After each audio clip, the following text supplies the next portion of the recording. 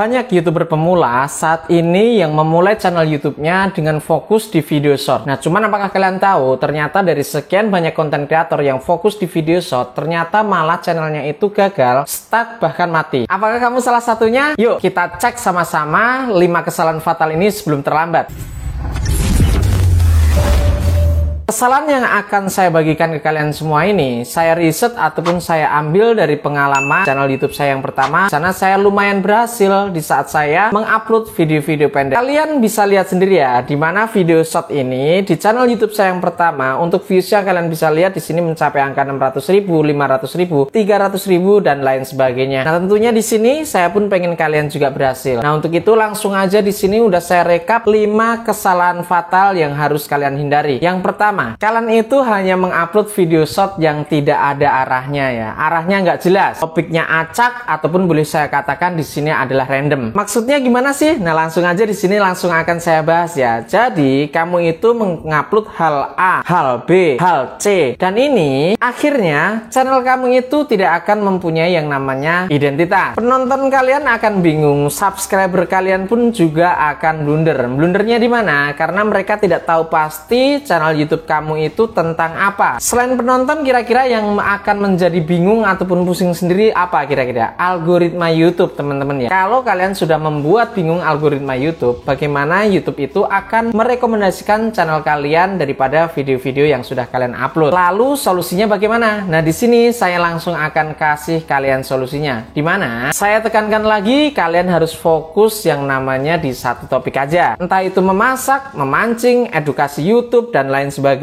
Yang penting jelas topiknya, niche-nya jelas. Oke, lanjut kesalahan fatal yang kedua. Dimana pada saat kalian mengupload video short kalian itu 1-3 detik pertama kalian tidak ada hooknya. Apa sih hook itu? Dan kenapa hook itu harus penting untuk video short? Ini cuma saya bagikan ke kalian semua ya, subscriber kreator kreasi. Jadi yang namanya video short itu kalian harus gigit di awal video. Kalau di awal itu kalian itu lemah, tidak ada hooknya, penonton sudah pasti bosen dan bisa jadi langsung skip. Solusinya gimana? Solusinya kalian memulai dengan suatu pertanyaan di awal ataupun reaksi ataupun suatu hal yang mengejutkan penonton kalian. Contohnya seperti apa? Langsung saya kasih. Jangan kalian upload video short sebelum kalian tahu ini. Contoh pertama, kira-kira sepintas kalau kalian mendengar kata-kata itu di awal video kalian ini sebagai penonton ya, yang terlintas dalam benak kalian itu apa? Pasti rasa penasaran dan ingin lebih tahu lebih jauh lagi. Bener ya? Contoh yang kedua, banyak views tapi nggak ada yang subscribe. Masalahnya ini, misalkan ini ya. Nah,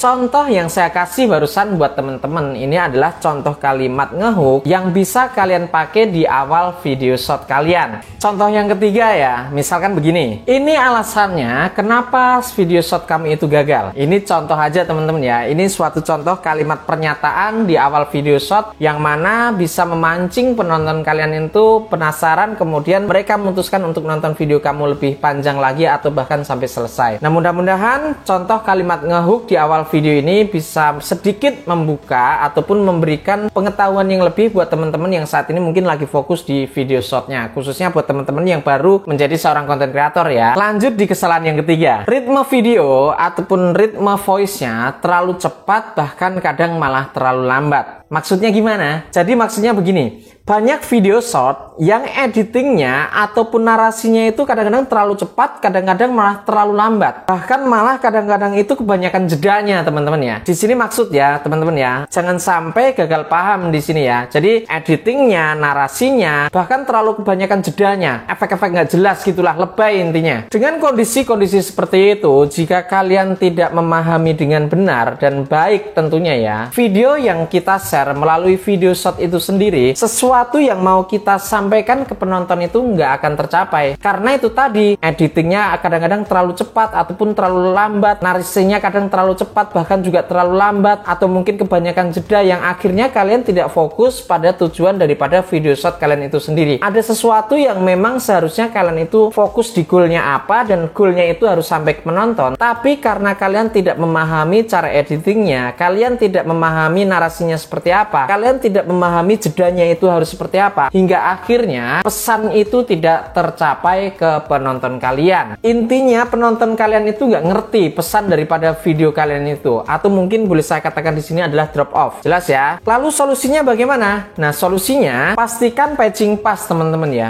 Jadi 15 detik sampai 45 detik itu udah cukup. Itu yang kalau misalkan kalian menggunakan durasi yang 1 menit ya. Karena sekarang kita sama-sama tahu untuk video short itu maksimal 3 menit. Dan di situ kalian harus belajar editing, dimana kalian membuat video dengan durasi yang sudah kalian tentukan tersebut. Gimana caranya penonton itu nggak bosen? Artinya di sini kalian belajar menjadi seorang sutradara film yang menyajikan sebuah tontonan untuk penonton kalian itu biar mereka itu tertarik untuk menonton sampai selesai. Itu gimana caranya kalian pikirkan. Oke, selanjutnya di sini kesalahan fatal yang keempat. Bahkan ini sering banget ya ditanyakan di kolom komentar saya. Mereka bertanya, video short saya itu banyak views tapi nggak ada yang subscribe. Video itu banyak views tapi nggak ada yang like dan lain sebagainya. Nah, ini permasalahannya apa sih? Padahal dengan kondisi seperti itu menurut saya sangat disayangkan ya. Video kita itu ditonton banyak orang tetapi nggak ada yang subscribe, nggak ada like, nggak ada komentar sama sekali. Bener-bener sayang. Langsung aja di sini nggak usah gelepotan ngomong, saya langsung akan kasih kalian solusinya. Yaitu tidak lain dan tidak mungkin yang saya lakukan di channel YouTube yang pertama, yaitu saya melakukan yang namanya CTA di akhir video. CTA itu apa sih? Sudah pernah saya bahas di video sebelumnya, yaitu call to action. Call to actionnya itu misalkan ajakan untuk subscribe, like, komentar, atau bahasa lembutnya biar enak didengar penonton itu seperti ini. Kalau kamu ngalamin hal yang sama, komen ya. Jangan lupa subscribe juga, nanti saya akan kasih tips lainnya. Nah, misalkan seperti itu.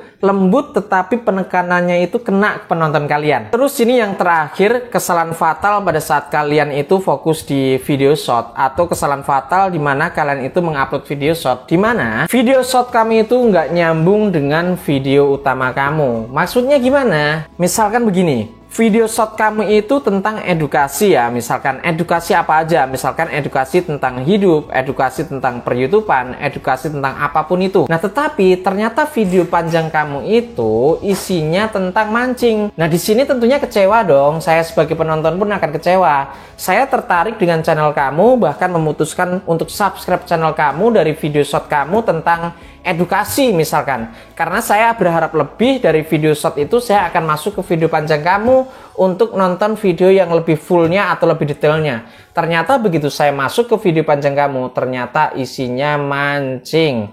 Bukan berarti mancing ini jelek ya. Yang lebih saya tekankan di sini adalah video short kamu isinya tidak nyambung dengan video panjang kamu. Jelas? Bisa dipahami ya? Solusinya gimana? Nah, setiap saya memberikan suatu kesalahan fatal yang saya alami, di sini bedanya di channel ini ya, saya langsung akan kasih solusinya yang bisa langsung kamu praktekkan. Solusinya, jika kalian ataupun channel kalian mengalami kondisi seperti itu adalah bikin short itu sebagai pengantar ataupun cuplikan, ataupun boleh saya katakan di sini adalah teaser daripada konten video utama kamu. Jelas di sini ya teman-teman ya. Short itu menurut saya sangat powerful banget kalau kalian itu tahu cara makainya. Hindari 5 kesalahan yang sudah saya bagikan ke kamu barusan sehingga kamu pun bisa berkembang lebih cepat. Kalau video ini ngebantu kamu, jangan lupa di like ya, subscribe juga, dan yang paling penting komentar kesalahan nomor berapa yang sering kalian lakukan di channel kalian. Semoga bermanfaat, sampai jumpa di video selanjutnya dan terima kasih.